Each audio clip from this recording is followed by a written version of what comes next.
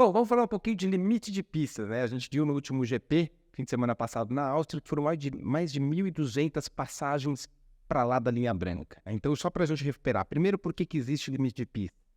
Né? Quando é que começou? Como é que é essa história? Por que alguns lugares podem, outros não? Então, vamos lá. Essa pista especificamente da Áustria, curva 9 e 10, era bem complicada. Curvas de 90 graus são as piores aí para os pilotos conseguirem se manter na pista. Muita gente fala, mas piloto de Fórmula 1 é tão bom, por que ele não consegue se manter na pista? Se tivesse um muro ali, ele se manteria com certeza. O muro é mais alto, dá para ver. Se bater, bate duro, mas a gente vê mesmo nas corridas de rua, muitas vezes os pilotos se encostando no muro. Só que, nesse caso, quando eles passam um pouquinho, eles às vezes nem têm a certeza absoluta que passou. Então você imagina o piloto que vem atrás, como foi o caso do Hamilton, viu várias vezes o carro da frente saindo, ou os carros de trás reclamando também do Hamilton. A punição não vem de imediato. Então, naquele momento, o piloto começa a ver, já vi 3 vezes, já era para ter sido punido, a punição não veio, eu vou fazer igual. Se eu passar um pouquinho, eu acho que estão tolerando.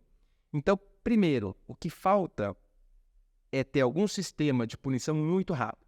Eu sou muito a favor que eu consigo, se fosse para usar eletrônica e não a pista, que eu sou a favor de usar a pista, a gente vai falar já já, uma eletrônica. O piloto saiu da linha branca, aparece uma luzinha no painel do piloto, como para a organização e como para nós na televisão.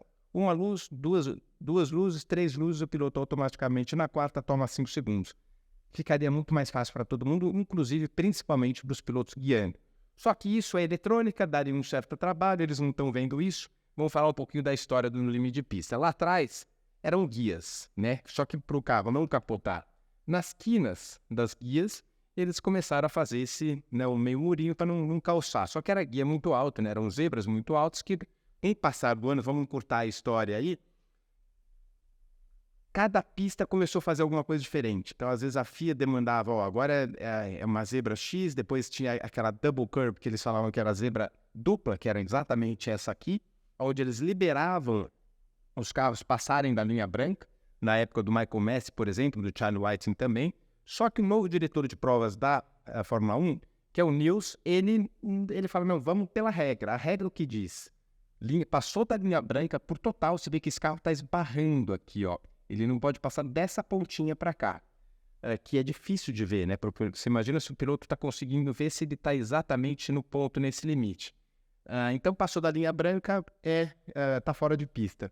É o que diz a regra. Só que para você controlar isso e ser justo com todos os pilotos, acaba sendo sempre muito complicado. Então, foram colocando as lombadas amarelas, sausage, que ainda usam em alguns lugares, elas podem ser muito perigosas. Nessa época, era liberado até o carro bater com essa parte de baixo aqui em cima, ele perdia controle e não precisava usar o limite de pista, que ele se autopunia, que é um bom termo. Uma outra forma, foram aumentando, né, as zebras. Então, depois de 2 zebras, colocaram a terceira.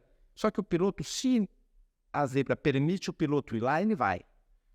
O que pode acontecer é ela quebrar o carro. Aqui o Horner falou nessa época aqui, quando eles começaram, mesmo na Áustria, colocar umas zebras mais agressivas, eles gastaram mais de $250 mil, só, euros, aliás, só em reparos de asa dianteira por causa das zebras. Então, quer dizer, sempre tem a segurança, tem o custo para as equipes e tem outro problema que é o principal deles. O correto que funciona, que já foi visto, são as britas, né? Acabou a zebra aqui, você coloca uma faixa de brita, foi feito já na Itália, o carro escorrega. Só que essa pista em específica da Áustria anda muito a MotoGP, e é muito perigoso. Então, para eles, uma pista que anda Fórmula 1 e moto junto, não realmente funciona. A FIA já falou para eles depois agora da corrida que a recomendação é sim abrir e eles vão ter que se virar com a moto. Hoje, com a rapidez que dá para fazer tudo, acho que dá para realmente ter as duas coisas para os dois. Vamos lembrar que aquelas salsichas que tinham aqui no passado, acabou tendo um acidente muito grave também na Fórmula 3, essa aqui em Monza. E então, quer dizer, de um lado a segurança, de outro lado a fiscalização, não é tão simples assim. Então, tomara que para o ano que vem eles coloquem aí essa caixa de brita, que é uma brita bem compacta, assim, por um trechinho, simplesmente o carro sair, escorregar e voltar para o asfalto e perder tempo. Então, aí eu acho que ficaria 100%.